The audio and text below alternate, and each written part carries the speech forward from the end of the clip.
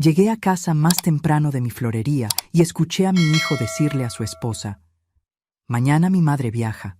Ya le corté los frenos al coche. Parecerá un accidente». No grité, no lloré.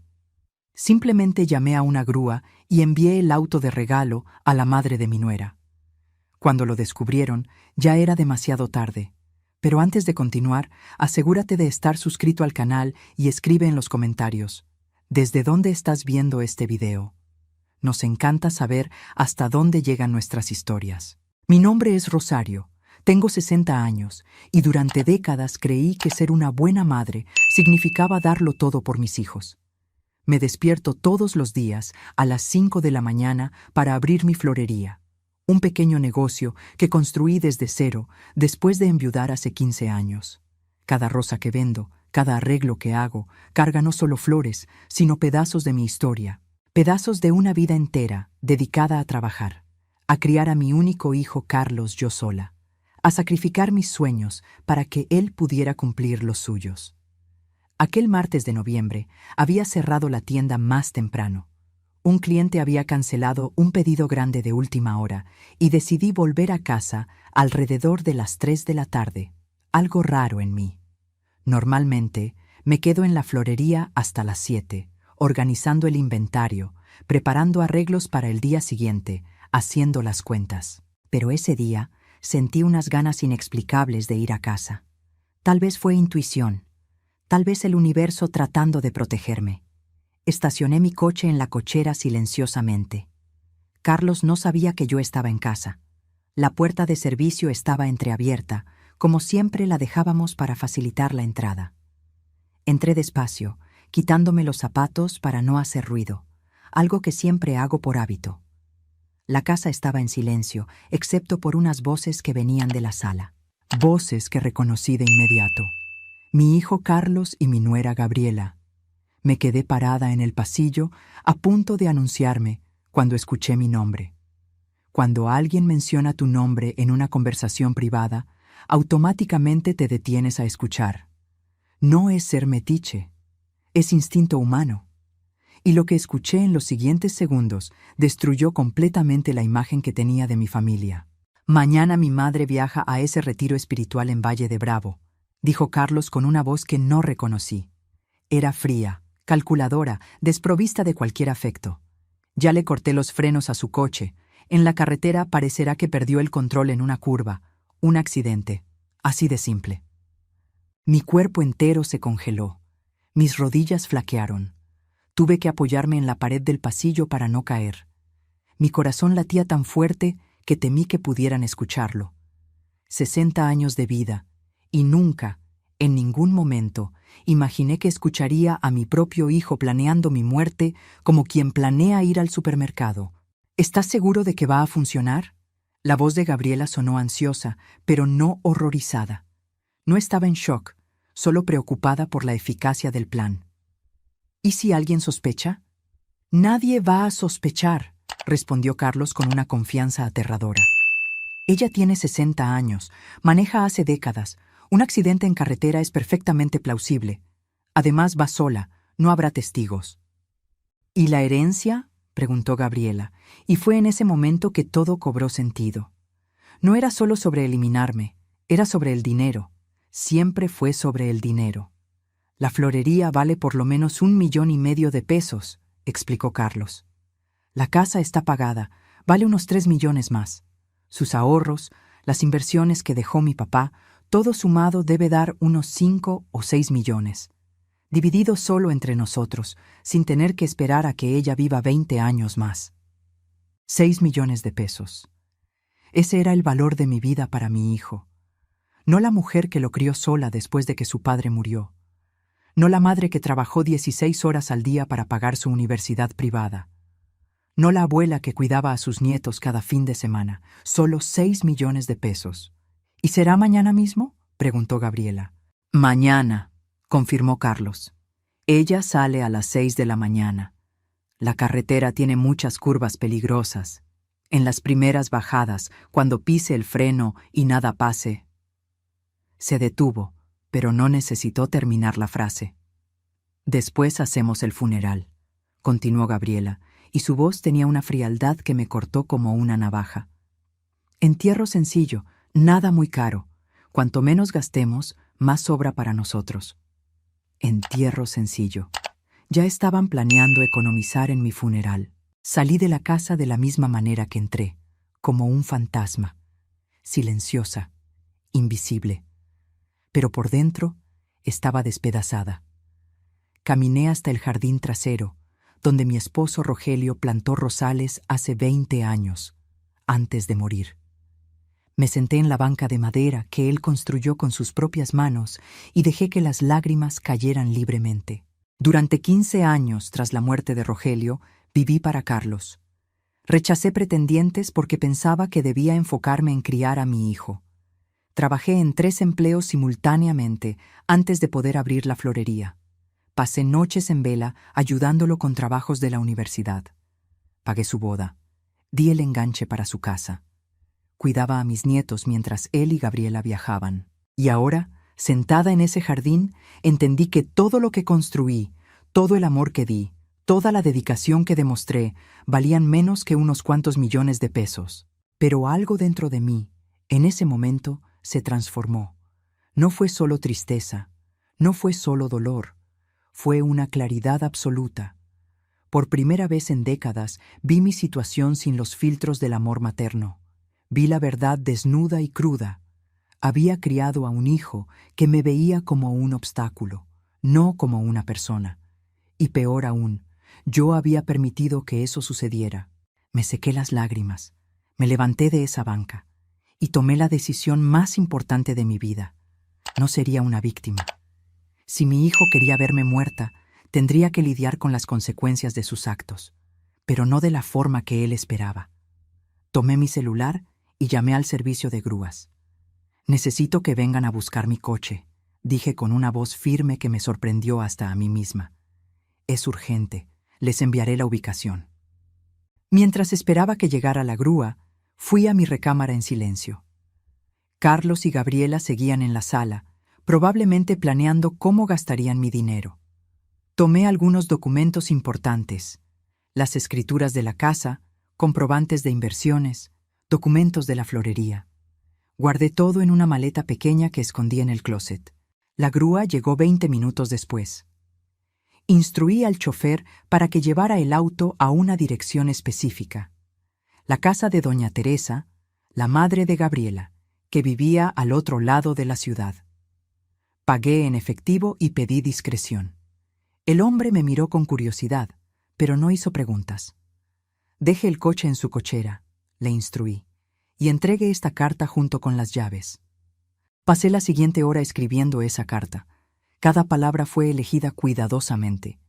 Cada frase cargaba el peso de una madre traicionada.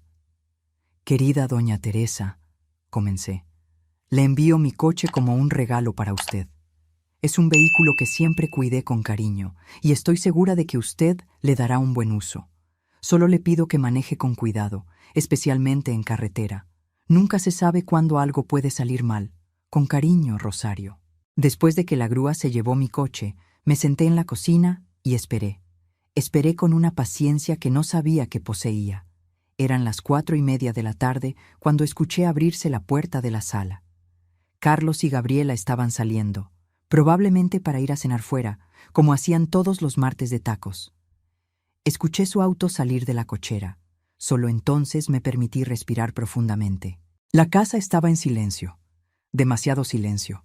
Fui a la cochera y miré el espacio vacío donde mi auto siempre estaba estacionado. Un Toyota Corolla 2018, color plata, que compré con el sudor de mi trabajo. El mismo coche que mi hijo había saboteado para matarme. El mismo coche que ahora iba camino a la casa de doña Teresa. Una parte de mí se preguntaba si estaba haciendo lo correcto. Doña Teresa no tenía la culpa de los planes asesinos de su hija y su yerno, pero otra parte de mí, una parte que desconocía hasta ese momento, sabía exactamente lo que estaba haciendo. No estaba poniendo a una inocente en peligro. Estaba enviando un mensaje. Pasé el resto de la tarde preparando mi propio plan. Llamé a mi hermana Lourdes, que vive en Querétaro. «Lulú, necesito un favor. No preguntes nada ahora, solo confía en mí». Le expliqué que necesitaba un lugar para quedarme unos días. Ella, sin dudarlo, aceptó. Siempre fuimos unidas, aún viviendo lejos. Después llamé a mi abogado, el licenciado Ramírez, un hombre de 55 años que lleva mis asuntos legales desde hace una década. Licenciado, necesito agendar una reunión urgente mañana temprano. Es sobre mi testamento y algunos asuntos familiares delicados. Claro, doña Rosario, respondió él. ¿A las 9 le parece bien? Perfecto. Preparé una maleta pequeña con ropa para unos días.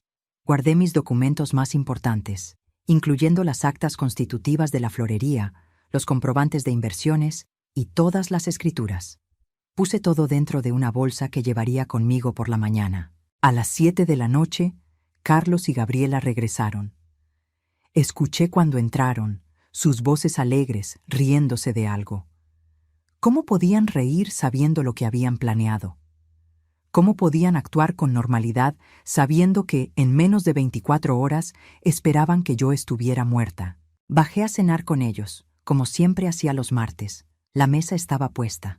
Gabriela había preparado lasaña, mi platillo favorito. ¡Qué ironía!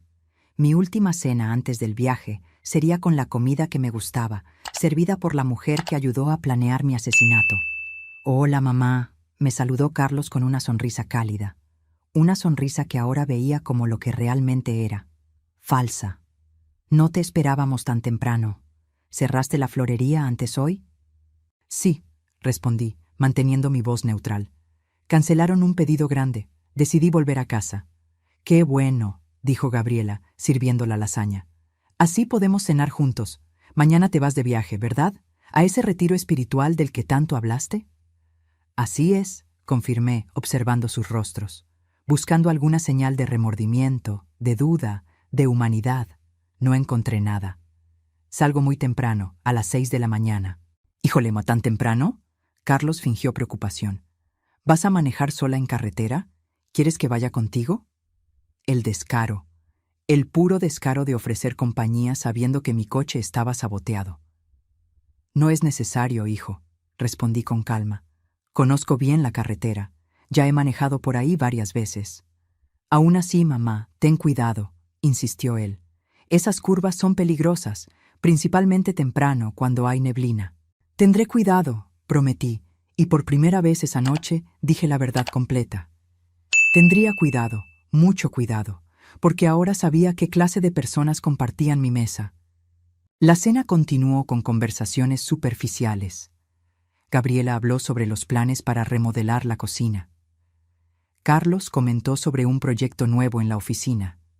Yo escuchaba, respondía cuando era necesario, pero mi mente estaba en otro lugar. Estaba pensando en cómo, durante años, no noté las señales, o tal vez las había notado y decidí ignorarlas. Recordé las pequeñas cosas. Las veces que Carlos preguntaba sobre mis inversiones, siempre con un interés que parecía excesivo. Las visitas de Gabriela a la florería, siempre queriendo saber cuánto facturaba al mes. Los comentarios sutiles sobre lo bueno que sería si vendiera la casa y me mudara a un departamento más pequeño. Más práctico para su edad, suegra, decía ella con una sonrisa. Todo tenía sentido ahora. No eran preguntas inocentes, eran avalúos. Estaban calculando cuánto valía yo, cuánto podrían heredar, y aparentemente decidieron que no querían esperar. Después de cenar, subí a mi recámara. Escuché cuando Carlos y Gabriela fueron a su cuarto, al otro lado del pasillo. Escuché cuando apagaron las luces. La casa se sumió en el silencio. Pero yo no podía dormir. Me quedé acostada en la cama mirando al techo, pensando en todo lo que había construido. La florería comenzó como un pequeño puesto de flores en el mercado. Poco a poco, ahorrando cada centavo, logré rentar un local. Después, compré el local. Transformé ese espacio en algo bonito, acogedor, un lugar donde la gente venía no solo a comprar flores, sino a buscar consuelo. Cada cliente que atiendo tiene una historia. La señora que compra crisantemos blancos cada semana para llevar a la tumba de su marido. El joven que compra rosas rojas cada mes para su novia. La madre que encarga arreglos elaborados para los cumpleaños de sus hijos. Yo conozco todas esas historias, soy parte de la vida de esas personas, y mi propio hijo, aquel que creció viéndome trabajar hasta el cansancio, aquel que se benefició de cada peso que gané, decidió que todo eso podía terminar, que mi vida podía terminar, solo para tener acceso al dinero más rápido. A las 5 de la mañana me levanté, me bañé, me vestí en silencio, tomé mi maleta y la bolsa con los documentos. Bajé las escaleras con cuidado para no despertarlos. Dejé una nota en la mesa de la cocina. Salí para el retiro. Regreso en 3 días. Los amo. Los amo. Las palabras parecían vacías ahora, pero las escribí de todos modos, porque aún había una parte de mí, una parte terca e ilusa, que quería creer que todo aquello era una pesadilla, que de alguna forma mi hijo no era capaz de algo tan horrible. Salí de la casa y caminé hasta la esquina, donde había pedido un Uber. El conductor, un señor de unos 50 años, me saludó educadamente. «Buenos días, señora. ¿A dónde vamos?» «Al despacho del licenciado Ramírez, en el centro». Durante el trayecto, miré por la ventana.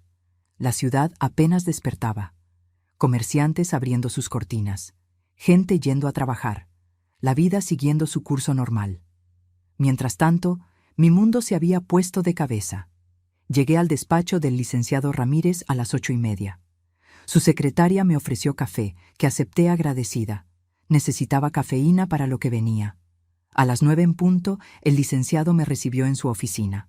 «Doña Rosario, ¿qué la trae por aquí con tanta urgencia?», preguntó, señalando una silla cómoda frente a su escritorio. Respiré hondo y conté todo. Palabra por palabra, describí lo que había escuchado. Vi su expresión cambiar de curiosidad a shock y luego a indignación. «Dios mío», murmuró cuando terminé. «Doña Rosario, eso es tentativa de homicidio. Usted tiene que ir al Ministerio Público». «Lo sé», respondí. «Pero primero, necesito proteger lo que construí. Necesito estar segura de que, pase lo que pase, el trabajo de una vida entera no va a terminar en manos de quien intentó matarme». El licenciado Ramírez pasó las siguientes 2 horas ayudándome a reorganizar completamente mis documentos. Modificamos mi testamento, removiendo a Carlos como heredero principal y dirigiendo la mayor parte de mis bienes a instituciones de beneficencia y a mi hermana Lourdes. La florería sería vendida y el dinero donado a una fundación que ayuda a mujeres emprendedoras. «¿Está segura de esto, doña Rosario?», preguntó el abogado cuando estábamos finalizando los documentos. «Es su hijo, tal vez después de confrontarlo, de terapia familiar». «Licenciado», interrumpí suavemente, «mi hijo cortó los frenos de mi coche. Planeó mi muerte con su esposa. Calculó cuánto vale mi vida en pesos. No existe terapia que arregle eso». Él asintió, comprendiendo. Después de firmar todos los papeles, el licenciado hizo otra sugerencia. «Creo que debemos levantar una denuncia de hechos. Aunque usted no quiera procesarlo ahora, es importante tener todo documentado».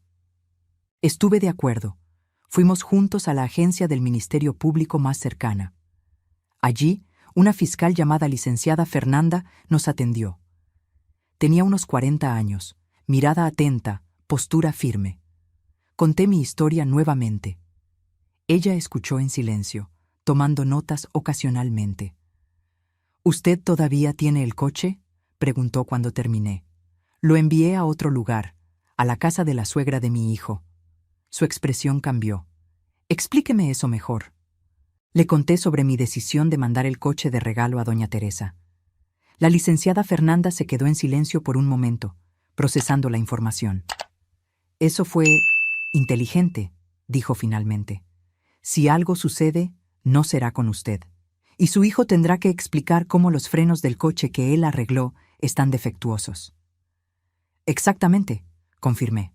«Voy a registrar todo aquí, pero necesito avisarle, doña Rosario, sin el coche para el peritaje, será difícil probar el sabotaje, a menos que su hijo confiese o alguien testifique». «Lo entiendo, pero necesito este registro. Necesito que quede documentado que yo sabía, que tomé medidas». La licenciada Fernanda estuvo de acuerdo y formalizó la denuncia. Salí del Ministerio Público sintiéndome un poco más protegida, pero también más cansada. El peso emocional de todo aquello estaba empezando a golpearme. Tomé otro taxi y fui a la central de autobuses. Compré un boleto para Querétaro, donde vivía Lourdes, a 3 horas de distancia. Durante todo el trayecto en autobús, me quedé mirando por la ventana, perdida en mis pensamientos. Pensaba en cómo llegué a este punto, dónde me equivoqué en la crianza de Carlos. Rogelio siempre fue un padre presente, antes de morir. Jugaba con Carlos, le enseñaba valores, pasaba tiempo de calidad. Yo siempre fui una madre amorosa, pero firme.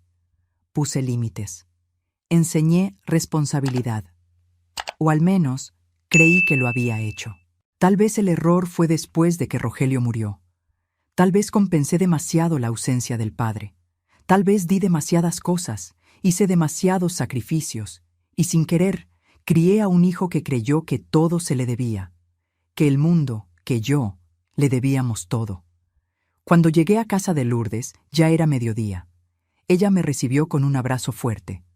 Lulú siempre fue 3 años menor que yo, pero siempre tuvo una madurez que me calmaba.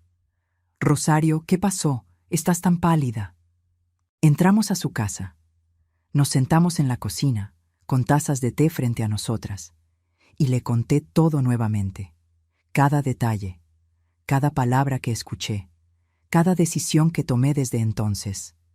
Lulú me escuchó en silencio, su expresión pasando entre el shock, la rabia y la tristeza. «Dios mío, Rosario», susurró cuando terminé. «Carlos, ¿cómo pudo?» «No lo sé, Lulú, no lo sé. Hiciste lo correcto mandando el coche lejos. Pero ¿y ahora?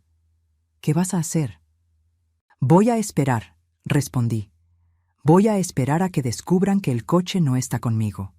Voy a esperar su reacción, y entonces decidiré mis siguientes pasos». No tuve que esperar mucho. A las 3 de la tarde, mi celular sonó. Era Carlos. Dejé que sonara hasta que entró al buzón de voz. Sonó de nuevo, y otra vez, y otra vez. 10 llamadas perdidas en 20 minutos. Después comenzaron los mensajes. «Mamá, ¿dónde estás?»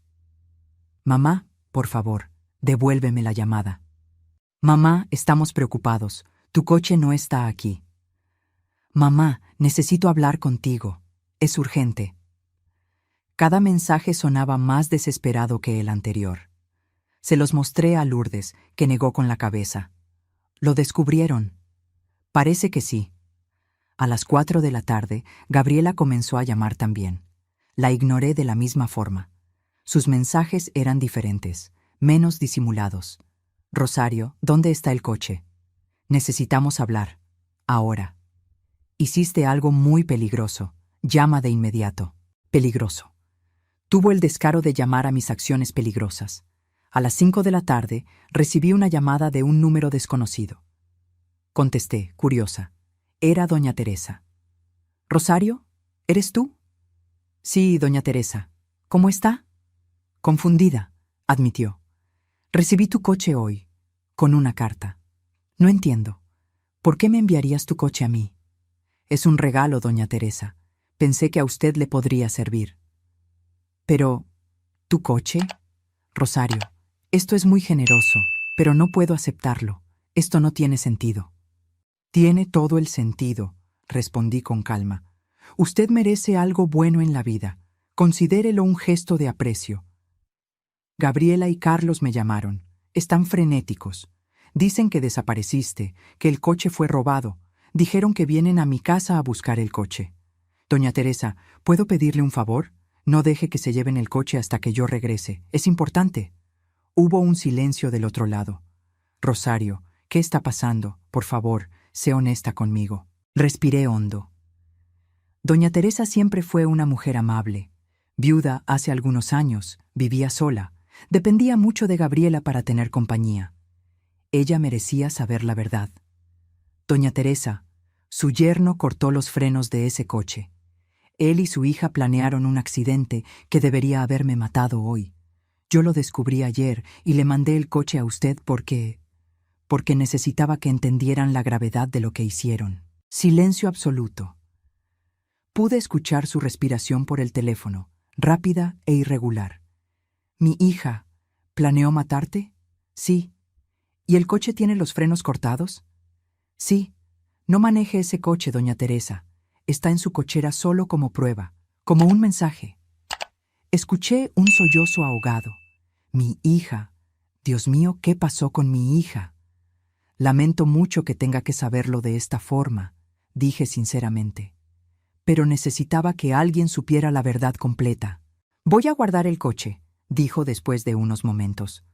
«No voy a dejar que se lo lleven. Y necesito pensar.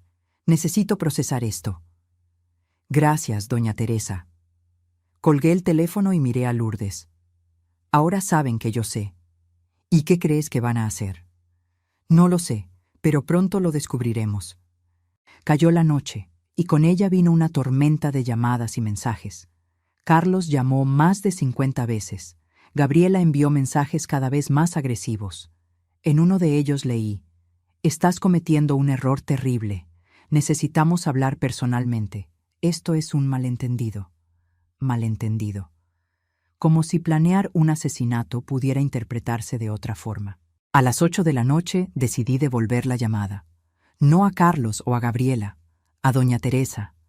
Quería asegurarme de que ella estuviera bien, que no la hubieran presionado para devolver el coche.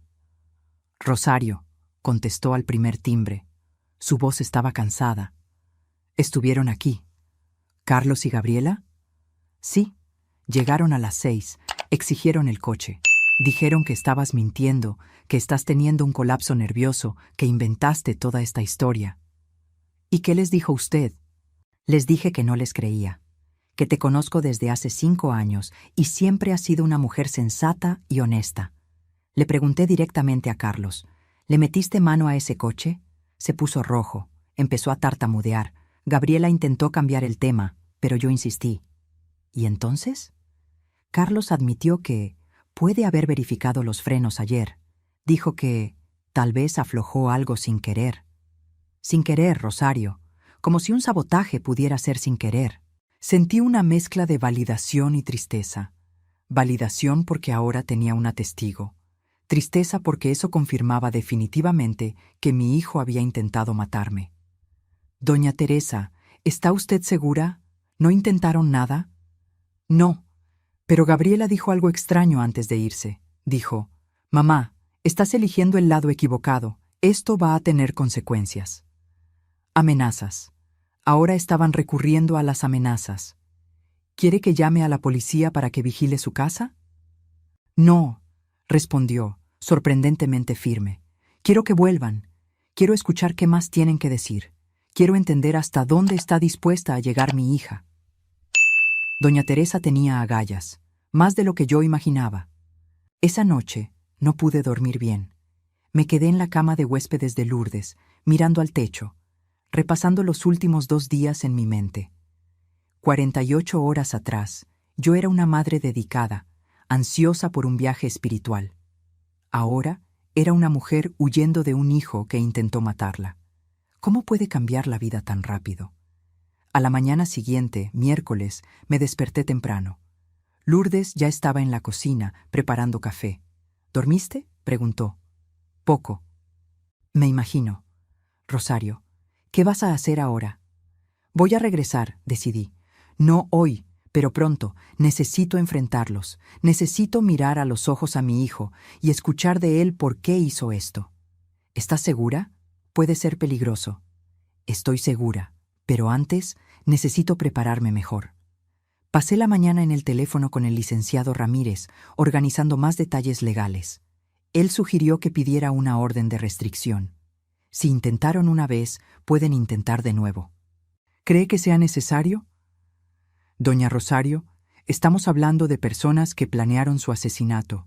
Sí, es necesario. Estuve de acuerdo. El licenciado Ramírez comenzó los trámites. También contacté a la licenciada Fernanda, la fiscal. Le informé sobre la confesión parcial de Carlos ante doña Teresa.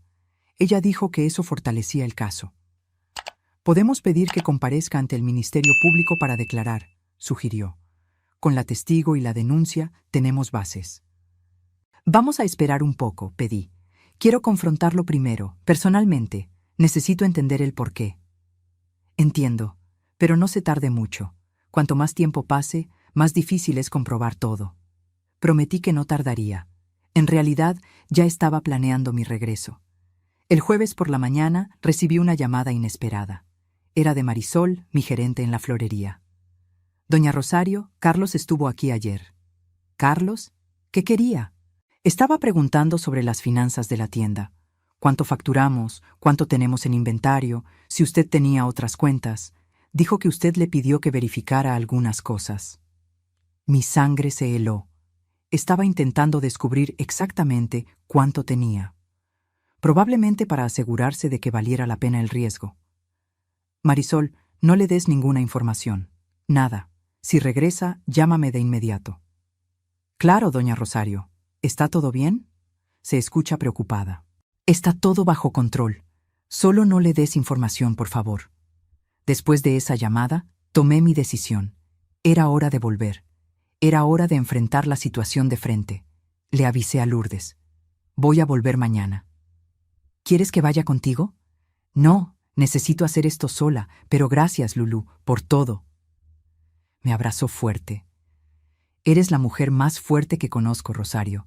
Siempre lo fuiste. Solo se te olvidó por un tiempo. El viernes por la mañana, tomé el autobús de regreso. Durante todo el trayecto, ensayé lo que diría. ¿Cómo empezaría la conversación? ¿Cómo mantendría la calma? Pero sabía que, cuando estuviera frente a frente con Carlos, todo lo que planeé podría desmoronarse. Llegué a la central a las 11 de la mañana. En lugar de ir directo a casa, fui primero a la florería. Marisol se sintió visiblemente aliviada al verme. Doña Rosario, gracias a Dios está bien. Estoy bien, Marisol. ¿Carlos volvió por aquí? No, pero llamó 2 veces, preguntando cuándo volvería usted. Si llama de nuevo, dile que no sabes. No digas que me viste. Pasé algunas horas en la tienda, organizando papeles, conversando con clientes habituales. Era bueno estar de vuelta en lo que conocía, en lo que construí. Me daba fuerza para lo que venía. A las 4 de la tarde, finalmente fui a casa. Tomé un taxi y le pedí al chofer que parara a algunas cuadras de distancia. Quería caminar, juntar valor. Cuando doblé la esquina y vi mi casa, mi corazón se apretó. Esa casa que construí con Rogelio, que se llenó con risas de niño cuando Carlos era pequeño, que fue testigo de nuestra vida como familia. Ahora, mirándola, todo parecía diferente, contaminado. Respiré hondo y caminé hasta la puerta. Usé mi llave para entrar. La casa estaba en silencio. Eran casi las 5 de la tarde. Carlos llegaría del trabajo pronto. Gabriela probablemente estaba en su cuarto con los niños. Subí las escaleras en silencio. Fui a mi recámara, guardé mi maleta, me cambié de ropa, me puse algo cómodo pero que me hiciera sentir fuerte. Una blusa azul que Rogelio siempre decía que resaltaba mis ojos. Unos pantalones que me hacían sentir menos vulnerable. Bajé a la sala y esperé. A las 5:30 escuché la puerta principal abrirse. Pasos conocidos. Carlos. Entró a la sala y se congeló al verme sentada en el sofá. «¡Mamá!», dijo, su voz una mezcla de alivio y algo más. ¿Miedo? ¿Dónde estabas? Estábamos locos de preocupación. Locos de preocupación, repetí, mi voz calmada, más calmada de lo que me sentía. Qué interesante elección de palabras, Carlos. Se acercó, pero lo detuve con un gesto. Quédate ahí, donde te pueda ver. «Mamá, ¿qué está pasando? ¿Por qué le mandaste tu coche a doña Teresa? ¿Por qué desapareciste?» «Siéntate, Carlos», dudó, pero se sentó en el sillón frente a mí. En ese momento, Gabriela apareció en lo alto de la escalera. «Rosario, volviste». Bajó rápidamente, pero igual que a Carlos, le impedí acercarse. «Ustedes dos, siéntense, ahora». Algo en mi tono debió transmitir la seriedad de la situación.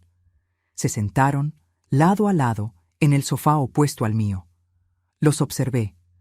Mi hijo, de 35 años, a quien crié sola después de que su padre murió. La nuera que acepté como hija. 2 extraños usando rostros familiares. El martes, comencé. Llegué a casa más temprano de la florería. Ustedes no me vieron entrar. Escuché una conversación muy interesante entre ustedes dos en la sala. Vi el color drenarse de sus rostros. Carlos abrió la boca para hablar, pero levanté la mano. Déjame terminar. Te escuché a ti, Carlos, decirle a tu esposa que habías cortado los frenos de mi coche, que yo viajaría el miércoles y que sería el día de mi accidente, de mi funeral. Los escuché discutiendo mi herencia como si yo ya estuviera muerta. 6 millones de pesos. ¿Fue eso lo que calcularon que yo valía? Mamá, te lo puedo explicar, comenzó Carlos, pero su voz estaba temblando. Explícalo entonces. Explícale a tu madre por qué intentaste matarla. Silencio. Un silencio pesado, asfixiante. Gabriela se miraba las manos. Carlos miraba a cualquier lugar excepto a mí. No fue así exactamente, dijo finalmente. Su voz era débil. No se suponía que pasara de esa manera. ¿No se suponía que pasara de qué manera, Carlos? ¿Cortaste los frenos de mi coche, sí o no? Yo estaba desesperado, mamá. Desesperado, repetí. ¿Desesperado por qué?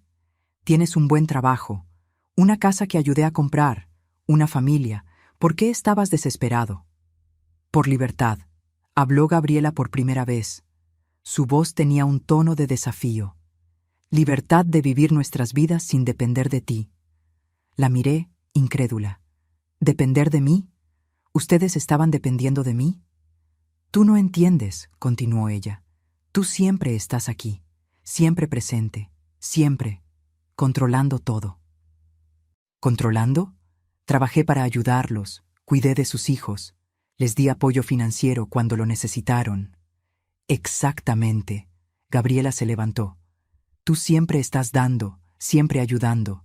Y entonces nosotros quedamos debiendo, siempre debiendo. Nunca podemos ser independientes porque tú siempre estás ahí, recordándonos todo lo que hiciste. Sus palabras me golpearon como puñetazos físicos. ¿Entonces pensaron que matarme resolvería eso? No se suponía que fuera así, repitió Carlos. Había lágrimas en sus ojos ahora, pero yo no podía sentir pena. Nosotros solo teníamos deudas, mamá, muchas deudas. Y tu dinero estaba ahí, y tú tienes 60 años, y nosotros pensamos. ¿Pensaron que yo no necesitaría el dinero por cuánto tiempo? ¿Que los 60 años son edad de morirse? No, protestó él. No era eso, era solo, tú tienes tanto. La florería, la casa, las inversiones, y nosotros tenemos tan poco. Ustedes tienen poco porque gastan más de lo que ganan, respondí, mi voz subiendo por primera vez. Ustedes tienen poco porque viven por encima de sus posibilidades y esperaban que yo cubriera la diferencia para siempre. «Eres nuestra madre», gritó Gabriela de vuelta. «Es tu obligación ayudarnos». Mi obligación era criarlo hasta ser adulto, respondí firmemente. Mi obligación era darle educación, amor, valores. Hice todo eso, hasta más. Le di educación privada, universidad, ayuda económica cuando fueron adultos. Pero mi obligación no es financiar sus vidas indefinidamente, y ciertamente no es morirme para que ustedes hereden más temprano. Carlos estaba llorando abiertamente ahora. Mamá, fue un error terrible. No sé qué me pasó. Estábamos tan desesperados, tan presionados por las deudas. No estaba pensando bien. No estabas pensando bien, repetí lentamente. Carlos, tú no solo pensaste, tú planeaste. Tú cortaste los frenos de mi coche. Tú y tu esposa discutieron cada detalle. Eso no fue falta de pensamiento. Fue demasiado pensamiento. Fue premeditación. ¿Qué vas a hacer?, preguntó Gabriela, su voz ahora más baja, cautelosa. ¿Nos vas a entregar a la policía? Los miré a los dos. Mi hijo, a quien cargué por 9 meses, a quien amamanté, a quien crié. Y la mujer que él eligió para compartir su vida. 2 personas que decidieron que mi vida valía menos que la comodidad financiera. Ya fui a la policía, informé. Hay una denuncia registrada. Mi abogado tiene todos los documentos actualizados. Mi testamento fue modificado. Ustedes no van a heredar nada más que una deuda moral. Mamá, por favor, suplicó Carlos, no hagas esto. Piensa en los niños, necesitan a sus padres. Deberías haber pensado en ellos antes de planear un asesinato, respondí duramente. Pero por causa de ellos, de mis nietos que no tienen la culpa de tener padres horribles, voy a hacer una propuesta. Los dos me miraron, esperanzados. Ustedes se van a mudar de esta casa, continué. Van a encontrar un lugar para vivir, pagar sus propias cuentas, vivir dentro de sus posibilidades. No voy a proceder penalmente, pero tampoco voy a tener más contacto con ustedes. Pueden ver a los niños, pero solo con la supervisión de doña Teresa u otro adulto de confianza. ¿Nos estás corriendo?, preguntó Carlos incrédulo. Les estoy dando una oportunidad que ustedes no me dieron a mí, una oportunidad de vida. Úsenla bien. ¿Y si no estamos de acuerdo?, desafió Gabriela. Entonces entrego todas las pruebas a la fiscalía y dejo que la justicia decida. Tentativa de homicidio generalmente da unos buenos años de cárcel. Ustedes eligen. Se miraron el uno al otro. Vi el momento en que entendieron que no tenían opciones, que el juego había cambiado completamente. ¿Cuánto tiempo tenemos?, preguntó Carlos, su voz derrotada. 2 semanas. Los quiero fuera de aquí en 2 semanas. Los días siguientes fueron extraños y tensos. Carlos y Gabriela apenas me hablaban. Pasaban los días buscando departamentos, haciendo cuentas, intentando descubrir cómo vivirían sin mi soporte financiero. Yo observaba todo de lejos, manteniéndome emocionalmente distante. Mis nietos, Sofía de 7 años y Mateo de 5, no entendían lo que estaba pasando. ¿Por qué nos mudamos, abuelita?, me preguntó Sofía un día, con sus ojos grandes y confundidos. Me arrodillé a su nivel. Porque a veces las familias necesitan cambios, mi amor. Pero voy a seguir siendo tu abuela. Solo no vamos a vivir en la misma casa. ¿Pero por qué?, insistió ella. ¿Cómo le explicas a una niña de 7 años que sus padres intentaron matar a su abuela? No se lo explicas. Proteges su inocencia el tiempo que puedas. A veces los adultos tienen que hacer cosas difíciles, Sofía, pero te prometo que siempre te voy a amar. Siempre.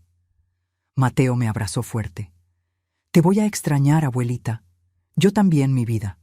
Pero nos vamos a ver, ¿ok? Vamos a hacer visitas especiales.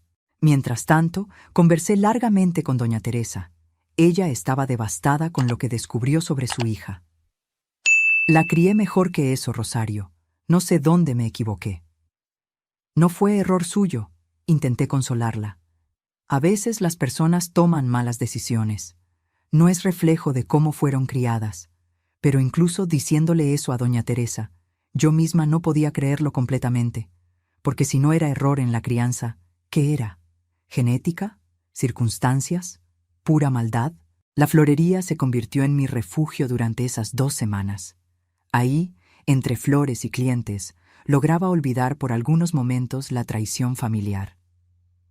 Marisol notaba que algo estaba mal, pero respetaba mi silencio. Doña Rosario, me dijo un día, no sé qué está pasando, pero quiero que sepa que estoy aquí. Si necesita platicar, o solo compañía, estoy aquí. Su gentileza me hizo llorar. Ahí estaba una persona que me conocía hacía solo 3 años, pero demostraba más preocupación genuina que mi propio hijo. En el 10º día, Carlos intentó hablar conmigo. Tocó la puerta de mi recámara tarde en la noche. Mamá, ¿puedo entrar? ¿Qué quieres? Solo hablar, por favor. Permití que entrara. Se sentó en la orilla de mi cama, pareciendo más pequeño de alguna forma, más joven, como el niño que solía tener pesadillas y venía a mi cuarto buscando consuelo. Mamá, sé que arruiné todo, sé que no hay excusa para lo que hice, pero necesito que sepas que me arrepiento, profundamente. El arrepentimiento no arregla lo que se rompió, Carlos. Lo sé, pero necesito intentarlo. Necesito que entiendas que te amo. Siempre te amé. Yo solo me perdí. Las deudas, la presión, el orgullo de no querer admitir que estaba en quiebra. Todo eso me cegó y te transformó en alguien capaz de matar a su propia madre. Bajó la cabeza. No puedo creer que llegué a ese punto. Cuando pienso en lo que podría haber pasado si hubieras subido a ese coche, me dan náuseas. Deberían darte, respondí sin piedad. Porque no estarías sintiendo náuseas por la pérdida. Estarías sintiendo náuseas por la culpa y tendrías que cargar eso por el resto de tu vida. Ya lo cargo, admitió. Cada vez que cierro los ojos, veo ese momento. Me veo cortando los frenos y me pregunto en quién me convertí. En alguien que no reconozco, dije honestamente. El Carlos que conocí, el niño que crié, jamás sería capaz de eso. No sé quién eres ahora. Sollozó. Un sollozo profundo, visceral. Mamá, perdóname, por favor. Sé que no lo merezco, pero por favor. Lo miré. Mi hijo, mi único hijo, y sentí vacío. No rabia, no amor, solo vacío. Carlos, el perdón es algo que lleva tiempo, si es que va a suceder. Ahora solo puedo verte como alguien que intentó matarme, como un extraño usando la cara de mi hijo.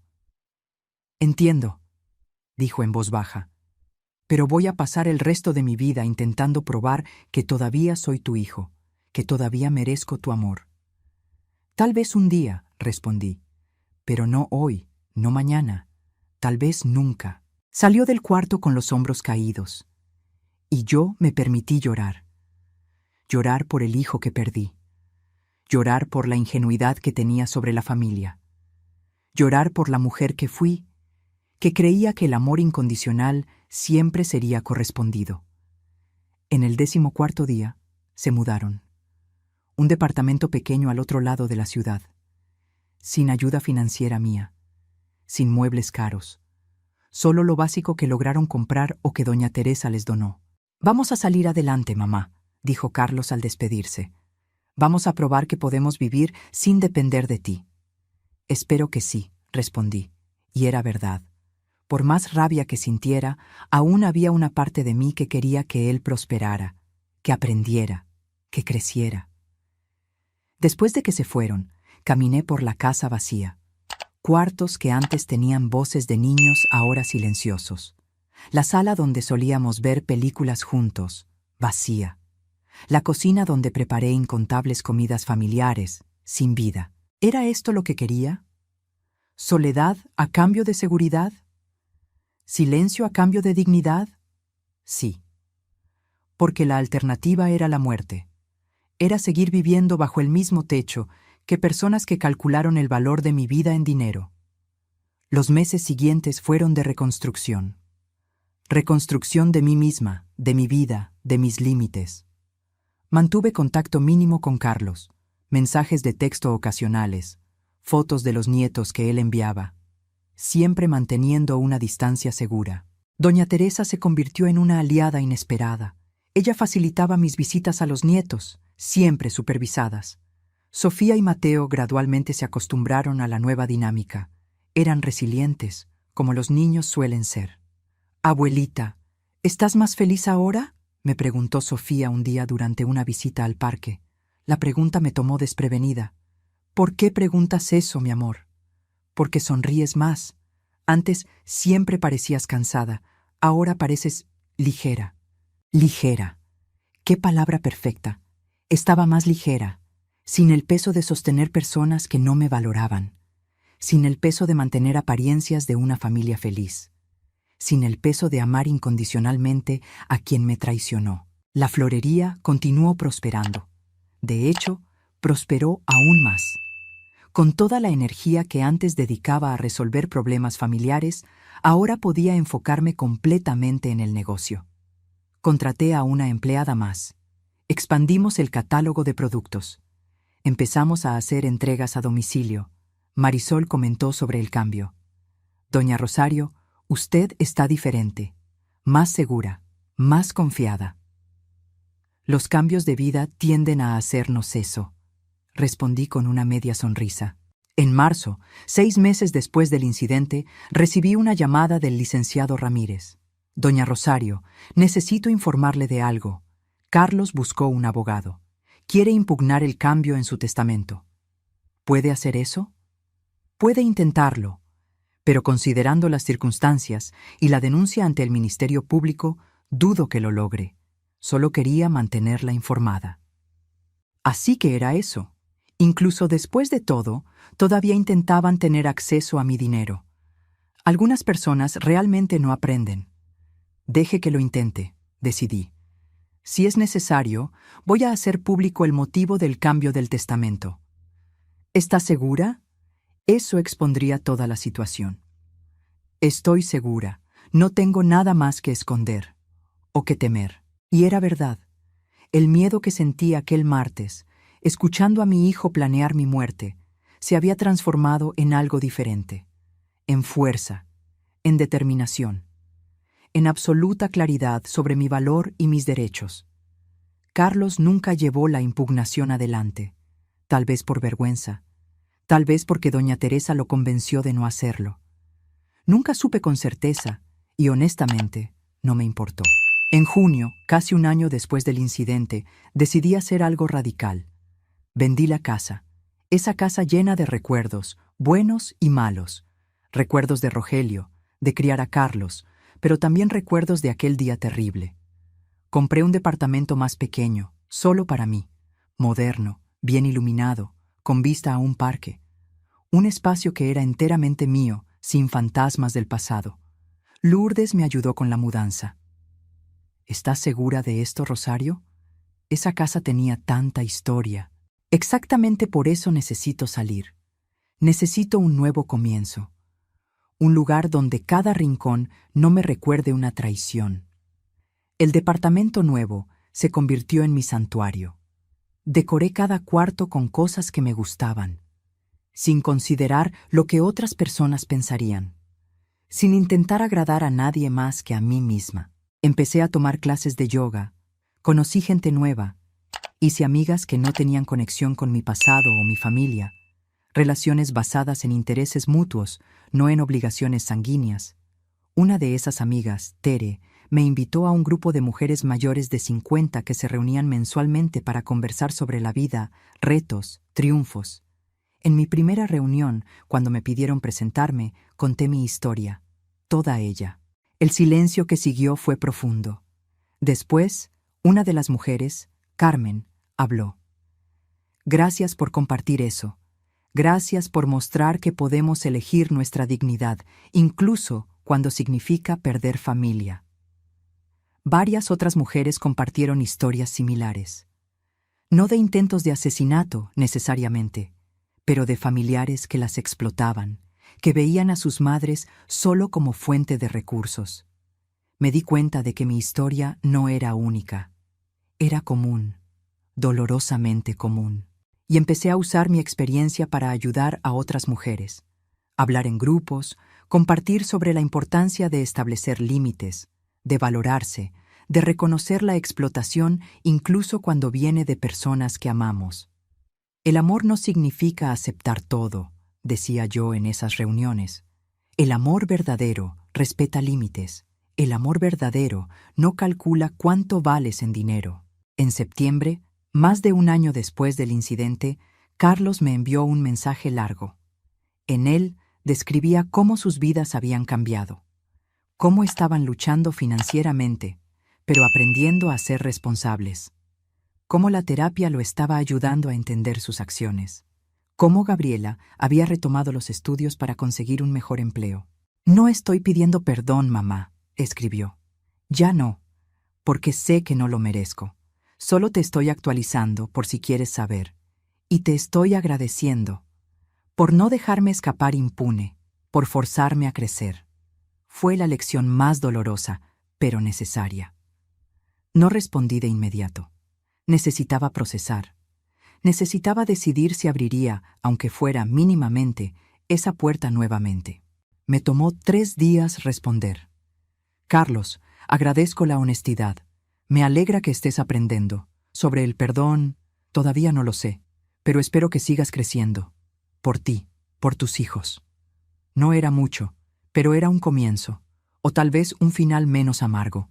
Hoy, 2 años después de aquel martes que cambió todo, estoy sentada en mi departamento, tomando café y viendo el sol salir. Tengo 62 años. La florería sigue prosperando. Mi círculo de amistades creció. Mi relación con mis nietos, aunque diferente, existe. Y Carlos. Carlos es una presencia periférica en mi vida. Ya no vive en la misma ciudad. Él y Gabriela se mudaron a provincia, donde consiguieron mejores empleos y un costo de vida menor. Intercambiamos mensajes ocasionalmente. Nunca sobre el pasado, siempre sobre el presente superficial. Sería mentira decir que no extraño al hijo que pensé que tenía, pero también sería mentira decir que me arrepiento de mis decisiones, porque esas decisiones me salvaron, no solo de la muerte física, sino de la muerte emocional y espiritual. Aprendí que la familia no es solo sangre, es respeto, es valoración, es amor que no viene con condiciones o cálculos. Y cuando la familia de sangre no ofrece eso, necesitamos crear nuestra propia familia, de amigos, de personas que elegimos y que nos eligen de vuelta. La casa que vendí la reemplacé por un hogar, un verdadero hogar, donde me siento segura, donde cada objeto tiene significado personal, donde no hay miedo disfrazado de amor. La florería que heredé del esfuerzo de años, ahora florece con propósito renovado. No trabajo solo por necesidad. Trabajo porque amo hacerlo.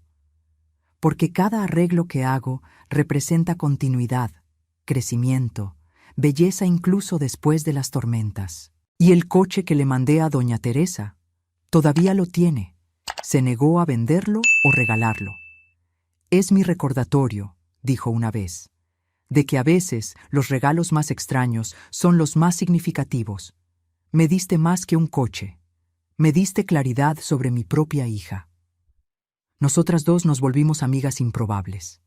Dos suegras unidas no por lazos familiares felices, sino por traumas compartidos y supervivencia.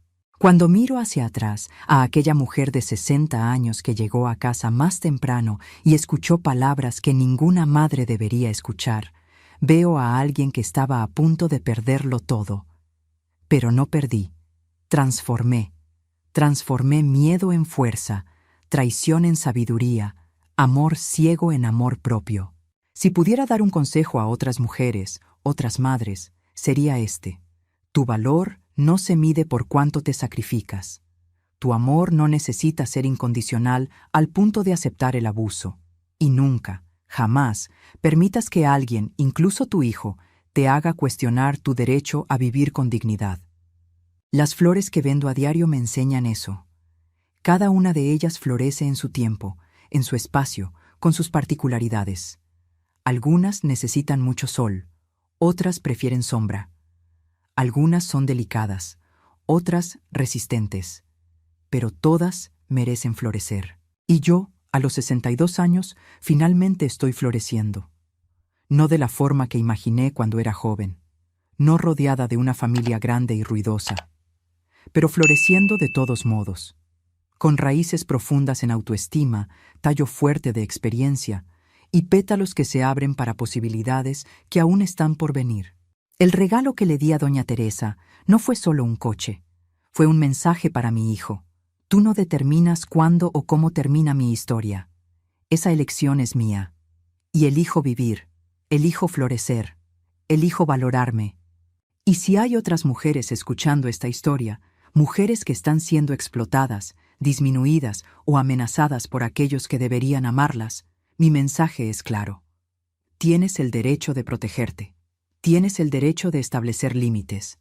Tienes el derecho de cortar relaciones tóxicas, incluso cuando esas relaciones comparten tu ADN. La familia es importante, pero tu vida es más importante. Tu dignidad es más importante. Tu derecho a vivir sin miedo es más importante. Aquel martes, mi hijo intentó darme un regalo, una muerte prematura disfrazada de accidente. Yo le devolví el regalo, literalmente. Y al hacer eso, me di a mí misma el mayor regalo de todos, una segunda oportunidad de vivir la vida en mis propios términos. No fue fácil, no fue sin dolor, pero valió cada lágrima, cada noche sin dormir, cada momento de duda, porque ahora, cuando despierto por la mañana, no tengo miedo. Cuando manejo, no pienso en frenos cortados. Cuando miro al futuro, veo posibilidades, no amenazas. Y si estás escuchando esto y te identificas con cualquier parte de mi historia, sábete. No estás sola, y eres más fuerte de lo que imaginas. Lo suficientemente fuerte para tomar decisiones difíciles. Lo suficientemente fuerte para protegerte. Lo suficientemente fuerte para florecer, incluso después de tormentas que casi te destruyeron. La vida a los 60, 70, 80 años no debería ser sobre sobrevivir a amenazas de la familia. Debería ser sobrevivir plenamente, sobre cosechar los frutos de décadas de trabajo, sobre disfrutar de relaciones genuinas. Y si tu familia no ofrece eso, tienes el derecho de crear tu propia definición de familia. Mi historia no tiene un final feliz tradicional. No hay reconciliación completa. No hay un "y vivieron felices para siempre con el hijo pródigo".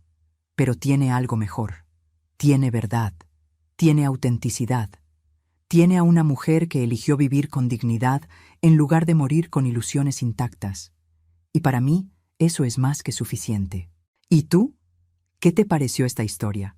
¿Ya has tenido que tomar decisiones difíciles para proteger tu dignidad? Deja tu comentario, suscríbete al canal y considera convertirte en miembro para apoyar más historias como esta. Hasta la próxima, y recuerda, siempre tienes opción.